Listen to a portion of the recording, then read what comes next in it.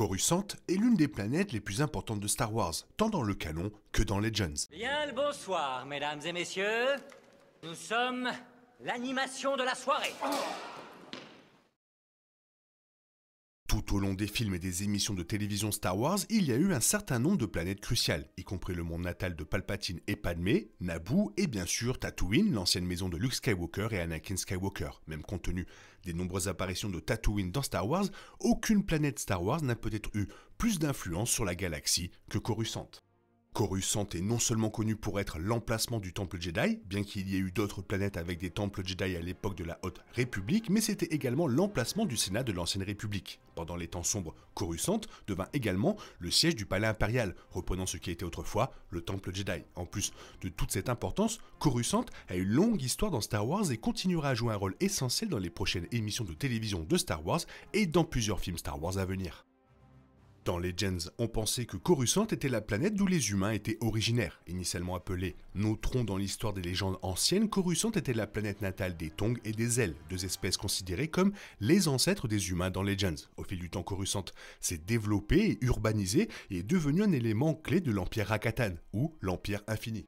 L'effondrement de l'Empire Rakatan a finalement conduit à la formation de la République Galactique, date à laquelle Coruscant a été établie comme capitale du nouveau gouvernement. C'est à la suite de la Grande Guerre de l'Hyperespace, qui opposa la République Galactique à l'Empire Sith, que la République accorda aux Jedi un bout de territoire sur Coruscant. Ce sera finalement l'emplacement du Temple Jedi devenu si célèbre dans Star Wars. Bien que Coruscant soit connu pour ses liens avec les Jedi et la République, la planète était également un nexus de force du côté obscur. Un nexus de force ou vergence dans la force est un lieu où, plus rarement, une personne particulièrement forte dans la force, il s'agit essentiellement d'un point chaud de la force.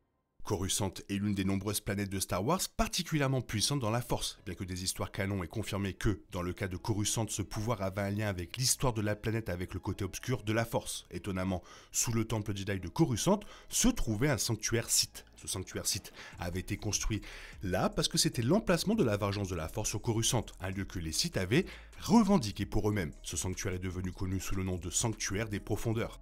Les origines réelles de la vergence sur Coruscant sont cependant moins connues, alors que les Sith en ont finalement pris le contrôle et que les Jedi ont ensuite construit leur temple au sommet pour tenter de garder cette énergie du côté obscur à distance. Il est clair que la vergence de la Force sur Coruscant est un peu plus ancienne que le sanctuaire. En fait, la carte des étoiles de Peridea, dans la série d'Ahsoka, qui semble être une carte des vergences vers lesquelles les Purrgil se sont rendus, incluait Coruscant. Cela suggère que la vergence de force de Coruscant pourrait être l'une des plus anciennes de la galaxie. Coruscant a été établi comme le centre de la République Galactique dès le début et la trilogie préquelle de Star Wars a révélé à quel point Coruscant était réellement essentiel à la République. Même parmi les autres mondes noyaux, Coruscant se démarquait parce qu'elle abritait le Sénat de la République, ce qui signifiait également que d'innombrables événements clés de la galaxie, bons et mauvais, s'y déroulaient. En fait, il n'y a qu'une poignée d'autres planètes dans la trilogie préquelle de Star Wars en dehors de Coruscant, Naboo et Tatooine, et bien que des planètes comme Kamino et Geonosis soient importantes, Coruscant est le point central. Acolyte, qui se déroule environ 100 ans avant la menace fantôme, a également révélé l'importance de Coruscant à l'époque de la Haute République. Comme dans les préquels, dans The Acolyte, presque tous les événements clés liés aux Jedi et au Sénat ont eu lieu sur Coruscant. En fin de compte, Coruscant était aussi malheureusement le lieu où l'Ancienne République a connu sa fin. Lorsque l'empereur Palpatine a pris le pouvoir à la fin de la revanche des Sith, il a maintenu la position et l'importance de Coruscant en tant que cœur de la galaxie. Dans un sens, c'était logique. Palpatine transformait la République en empire galactique, mais il a effectivement transformé le Sénat de la République en Sénat galactique. Étant donné à quel point sa prise de pouvoir était déjà épineuse, il est logique que Palpatine n'aurait pas perturbé davantage la transition du pouvoir en déplaçant l'emplacement du Sénat.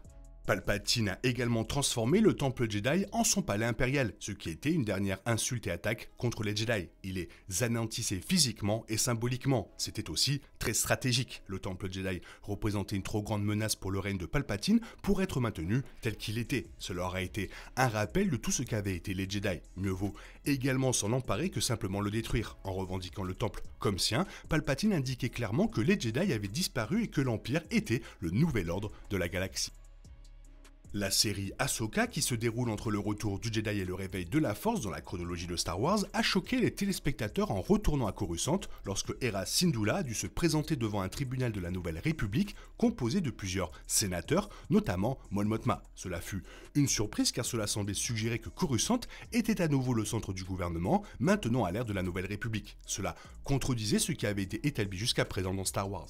En bref, la capitale de la Nouvelle République était Chandrila, la planète natale de Mon Mothma. C'est en fait la raison pour laquelle le lieu de naissance de Ben Solo était Chandrila, car Leia était sur la planète pour contribuer de manière significative à la formation et au début de la Nouvelle République. Star Wars a déjà révélé que, lors de la postlogie, Ostian Prime était la capitale de la Nouvelle République, ce qui signifie qu'Ahsoka saison 2 ou un autre projet Star Wars à venir aura quelques explications à faire concernant le rôle de Coruscant en tant que capitale. Le rôle de Coruscant dans la Nouvelle République s'avérera encore plus intéressant à mesure que l'ère progressera vers la postlogie. Si Coruscant est effectivement toujours la capitale, alors un événement doit déclencher le déplacement de la capitale vers Ostian Prime pour que les suites aient un sens. C'est également une bonne nouvelle pour Coruscant puisque le Premier Ordre a anéanti la Nouvelle République lors du réveil de la Force, ce qui aurait signifié la destruction de Coruscant, une décision que Star Wars n'était clairement pas disposé à prendre.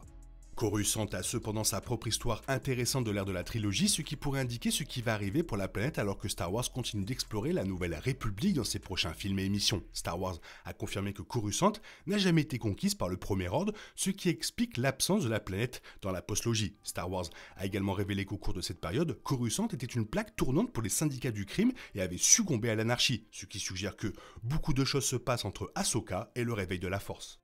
Cette histoire pourrait être détaillée dans la saison 2 d'Ahsoka, ou peut-être The Mandalorian et Grogu, ou même dans la prochaine émission télévisée de Star Wars Skeleton Crew. Certes, la franchise devra aborder le sort de la planète, notamment compte tenu de son apparition surprenante dans Ahsoka. Quel que soit l'avenir de la planète, Coruscant a plus que prouvé qu'elle était l'une des planètes les plus importantes de Star Wars.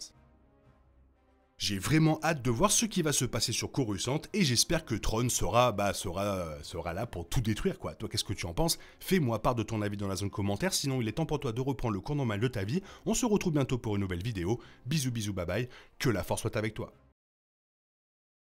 Il est impossible de compter sur les autres de nos jours, on est obligé de tout faire soi-même. Je me trompe? Rien de grave, j'avais tout prévu. Où va le monde, je vous le demande.